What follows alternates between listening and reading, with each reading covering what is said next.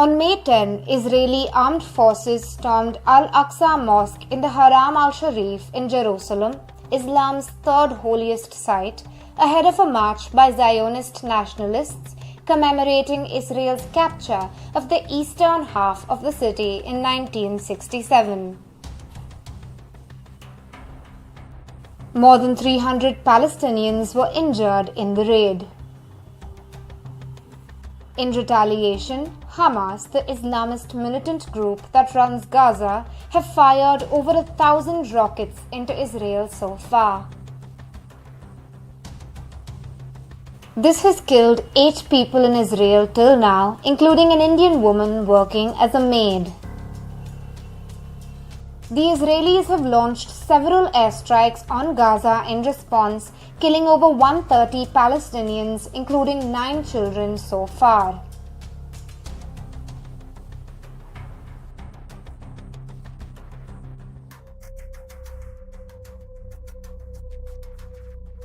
The ongoing violence in Jerusalem is a culmination of tensions building up since the start of Ramzan in mid-April,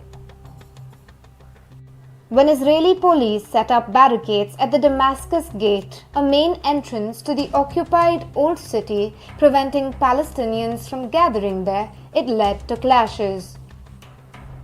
The threatened eviction of dozens of Palestinian families in the East Jerusalem neighborhood of Sheikh Jarrah escalated the crisis further in the last week of Ramzan. Clashes erupted on the night of May 7 in Jerusalem between Palestinian protesters and Israeli police, in which hundreds of Palestinians and over a dozen Israeli police personnel were injured.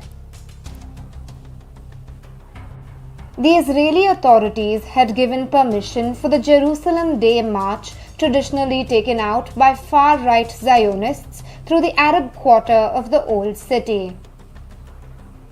Ahead of the march on May 10, which was rerouted given the tensions, Israeli armed forces stormed AlAqsa Mosque with rubber bullets, stun grenades and tear gas to evict Palestinians who Israel said had camped there with stones and Molotov cocktails. Hamas issued an ultimatum to the Israeli troops to stand down from Al-Aqsa. By evening, they launched rockets and Israeli strikes followed.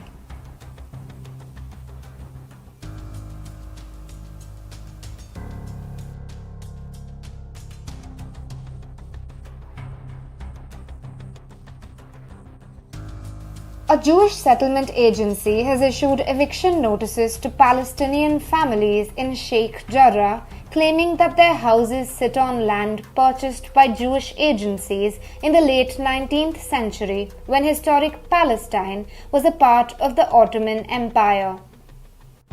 Arab families have been living in Sheikh Jarrah for generations after 28 Palestinian families first moved there during the creation of the State of Israel in historical Palestine in 1948, when hundreds of thousands of Palestinians were forced out of their homes.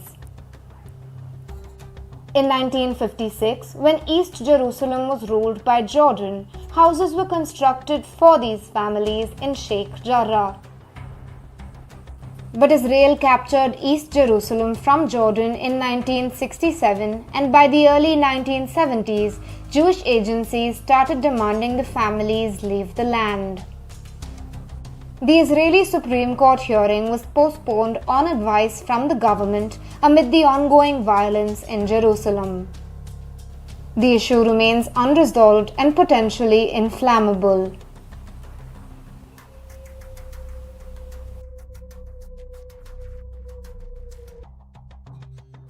Jerusalem has been at the center of the Israeli-Palestinian conflict.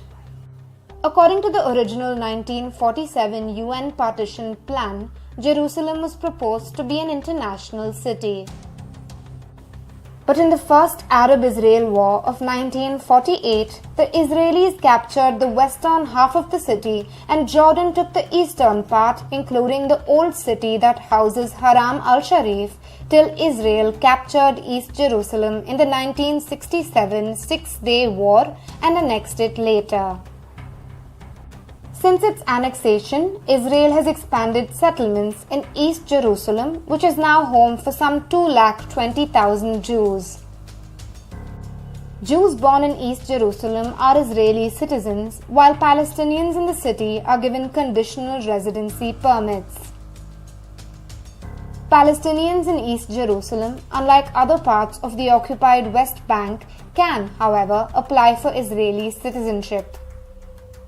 Very few Palestinians have done so.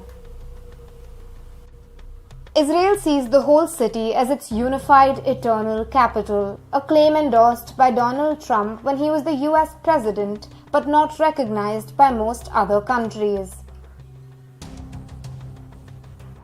The Palestinian leadership across the political spectrum have maintained that they would not accept any compromise formula for the future Palestinian state unless East Jerusalem is its capital.